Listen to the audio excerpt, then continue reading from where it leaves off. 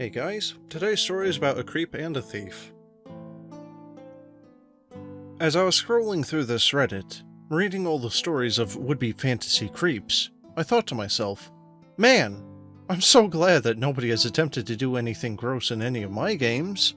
But then a sigh escaped from my lips as fragments of a long-repressed memory came rushing back. So here we go.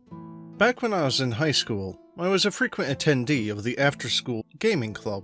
When I first joined, it was about 50% Warhammer 40k players, 40% of people playing Magic the Gathering, and 10% of people sitting in the corners, playing cool math games on school computers, or having Pokemon battles on their NDSs.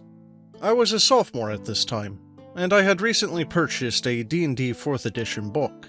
So I went around the room offering to DM a 4th edition one-shot. 12 people, who were mostly seniors, ended up joining, and the foolish novice DM that I was, thought that I could run for all of them. And I bet you're expecting that game to be the center of today's story, but it went surprisingly well. Yes, it was chaotic and the party barely made any progress, and yes, a few of the players just used it as an opportunity to have their characters pick on other people's, but overall, everyone had fun, and that made me hopeful that I could run other games in the future. The next year, most of my player base graduated, so I set about putting together a one-shot for a new group. This time, I ended up with a reasonably sized group of about 4 freshmen, and only one player in this group actually matters to the story. I'll call him Red, and he was playing a rogue. The adventure I picked out for them was simple. While traveling through the woods, the party encountered an injured woman who just escaped from a nearby tower belonging to a necromancer. The party fought their way through the undead guarding the tower, and killed the necromancer. Easy, right? But no.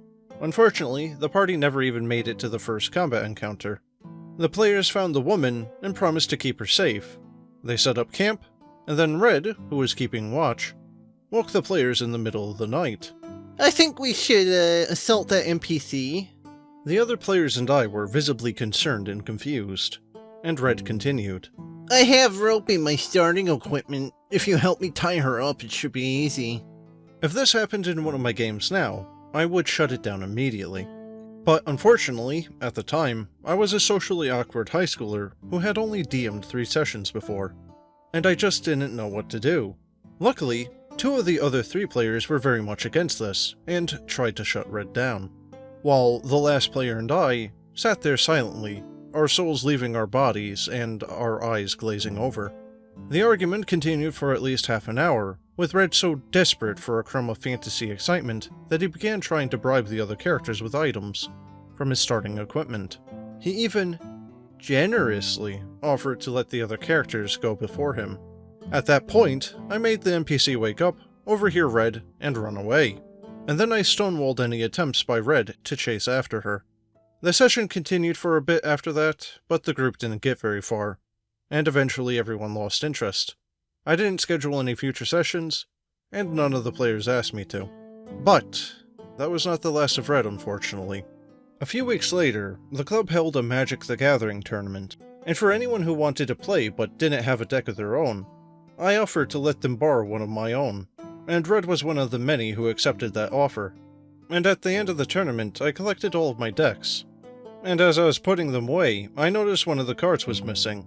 It was one of the double-sided cards that could transform in battle, so it wasn't hard to notice. And I knew Red was the one who used that deck, but I didn't want to confront him. Instead, I enlisted the other club members to help me look around for it, hoping that it just fell under a desk. Fortunately for me, one of my stronger and braver friends was there. He confronted Red and got my card back, and for the rest of the time in high school, Red and I avoided each other like the plague.